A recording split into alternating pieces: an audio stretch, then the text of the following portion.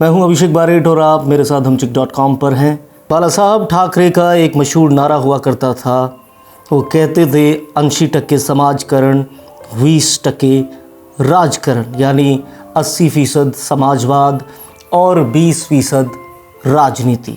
बाला साहब की ये बात आज धत्ता साबित हुई और इसे आज धत्ता साबित करने वाले खुद उनके बेटे हैं उद्धव ठाकरे। आज मराठी माणूस के प्रतिनिधि उद्धव ठाकरे ने बाला साहब की आमची मुंबई को फक्त आमची मुंबई कर दिया। बाला साहब होते तो ऐसा नहीं होता।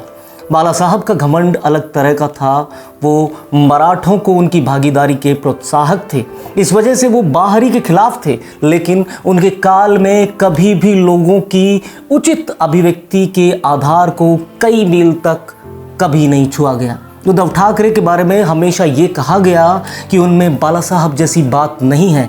ये उद्धव ने आज साबित कर दिया। शिवसेना में अध्यक्ष जो होता है वो सबसे बड़ा पद होता है, लेकिन बाला साहब के बाद उद्धव ने ये पद नहीं संभाला और शायद वो इसके लायक भी नहीं थे, क्योंकि लोग उद्धव ठाकरे से ज़्यादा बाला साहब ठाकरे की छवि राज ठाकरे में देखते हैं।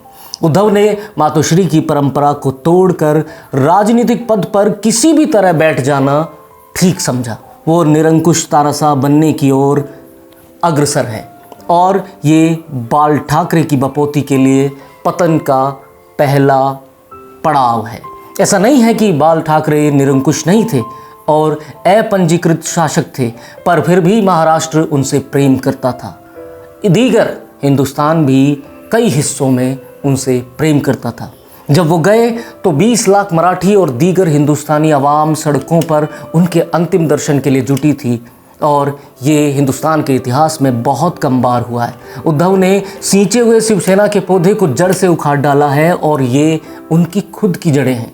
वो कालिदास की तरह पेड़ की शाखा पर बैठकर उसी डाल को काट रहे हैं जिस पर वो खुद बैठे हैं। वो बाबर से ज़्यादा मोहम्मद तुगलक नज़र आते हैं। खबर पर चलने के लिए यह विश्लेषण लोकतंत्र के इकबाल के लिए कहा जाना जरूरी था। वो हमने कहा। वो एक पागल बादशाह नज़र आते हैं। मुंबई पहुंचकर कंगना रनौत ने एक 68 सेकंड का वीडियो जारी किया। इसमें उन्होंने कहा कि आज मैं आपको एक वादा करती हूं कि मैं सिर्फ अयोध्या पर ही नहीं, कश्मीर पर भी एक फिल्म बनाऊंगी और अपने देश के लोगों को जगाऊंगी। कंगना ने कहा, ठाकरे, ये जो क्रूरता और आतंक मेरे साथ हुआ है उसके कुछ मायने हैं। मुंबई को पीओ के कहने के विवाद के बीच एक्ट्रेस कंगना रनौत बुधवार यानी आज दोपहर 2:45 पर मुंबई पहुंची। इस दौरान एयरपोर्ट पर भारी हंगामा हुआ। उनके समर्थक और विरोधी आज आमने सामने आ गए। उन्हें वीआईपी गेट की बजाय दूसरे गेट से बाहर निकाला गया। वे एयरपोर्ट से सीधी खार स्थित अपने घर पर ही पहुंची। फिलहाल एक्ट्रेस की सुरक्षा के लिए उनके घर के बाहर 50 से ज़्यादा पुलिसकर्मी और सीआरपीएफ के जवान मौजूद हैं। पर घर पहुंचते ही उन्होंने महाराष्ट्र के मुख्यमंत्री उद्धव ठाकरे को चुनौती दी। ऐसा कंगना करती रहती हैं। उन्होंने आज कहा, आज मेरा घर टूटा है, कल तुम्हारा घमंड टूटेगा। जय महाराष्ट्र। उद्धव ठाकरे, तुझे क्या लगता है तूने फिल्म माफिया के साथ मिलकर मेरा घर तोड़कर मुझसे बहुत बड़ा बदला लिया है। तुमने बहुत बड़ा एहसान किया है। मुझे पता तो था कि कश्मीरी पंडितों पर क्या बीती होगी। आज मुझे इस बात का एहसास हुआ है। आज मैं आपको एक वादा करती हूँ कि मैं सिर्फ अयोध्या पर ही नहीं, कश्मीर पर भी एक फिल्म बनाने वाली हूँ। अपने देश के लोगों को मैं जगाऊंगी। ठाकरे, ये जो क्रूरता और आतंक मेरे साथ हुआ है उसके माने हैं। जय हिंद, जय भारत। ये खबर थी, पर आगे भी थोड़ी सी बात हम आपसे करना चाहते हैं। वर्ष 2018 के अंतिम दिन एक विस्तृत रिपोर्ट जारी हुई थी। रिपोर्ट का निष्कर्ष है कि भारत में लगभग सभी क्षेत्रों में अभिव्यक्ति की आज़ादी पर गंभीर खतरा मंडरा रहा है। ऐसा रिपोर्ट कहती थी।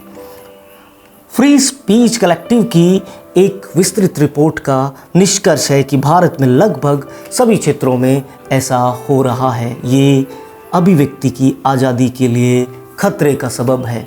कंगना के साथ भी यही हुआ है। अभी अभी कंगना ने संजय राउत को जवाब देते हुए एक वीडियो बनाया। एक्ट्रेस वीडियो में बता रही हैं कि देश की महिलाओं के साथ रेप होते हैं, उन पर एसिड फेंका जाता है। ये सब इसलिए हो पाता है क्योंकि समाज की सोच घटिया है। अब कंगना ने इसके बाद संजय राउत को भी इसी सोच से प्रभावित बता दिया है। लेकिन इसके माने क्या हैं? बताना कुछ भी हो सकता है, लेकिन उसका आधार होना ज़रूरी है। और आज शायद कंगना के पास इसका आधार है। कंगना ने तो ये भी उस समय याद कर लिया जब आमिर खान और नसीरुद्दीन शाह ने कहा था कि देश में रहने से अब डर लगता है।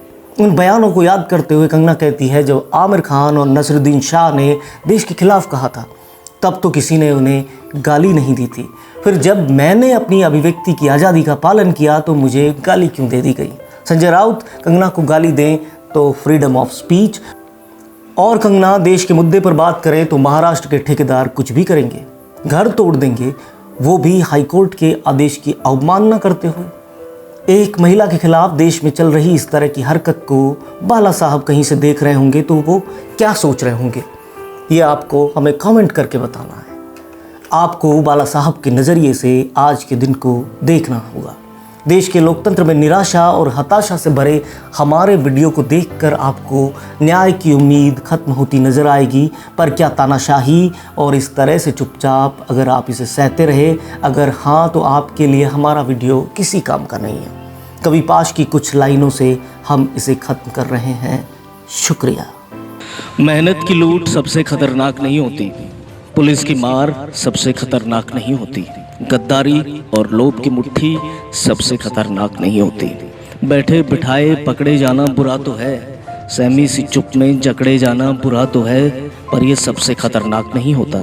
कपट के शोर में सही होते हुए भी दब जाना बुरा तो है, जुगनुओं की लो में पड़ना, मुट्ठियां भींच कर बस वक्त निकाल लेना बुरा तो है, पर यह सबसे खतरनाक नहीं होता। सबसे खतरनाक होता है मुर्दा शांति से भर जाना, तड़प का ना होना, सब कुछ सहन कर जाना, घर से निकलना काम पर और काम से लौटकर घर आना सबसे खतरनाक होता है। हमारे सपनों का मर जाना सबसे खतरनाक वो घड़ी होती है आपकी कलाई पर चलती हुई भी जो आपकी नज़र में रुकी होती है। सबसे खतरनाक वो आँख होती है जिसकी नज़र दुनिया को मोहब्बत से चूमना भूल जाती है और जो एक घटिया दोहराव के क्रम में खो जाती है। सबसे खतरनाक वो गीत होता है जो मरसिए की तरह पढ़ा जाता है, आतंकित लोगों के दरवाज़ों पर गुंडों की तरह करता है। सबसे खतरनाक वो चांद होता है जो हर हत्याकांड के बाद वीरान हुए आंगन में चढ़ता है, लेकिन आपकी आंखों में मिर्चों की तरह नहीं पड़ता। सबसे खतरनाक वो दिशा होती है जिसमें आत्मा का सूरज डूब जाए और जिसकी मुर्दा धूप का कोई टुकड़ा आपके जिस्म के पूरब में चुप जाए। मेहनत की लूट सबसे खतरनाक नहीं होती, पुलिस की मार भी सबसे खतरनाक नहीं होती, गद्दारी और लोभ की मुट्ठी सबसे खतरनाक नहीं होती।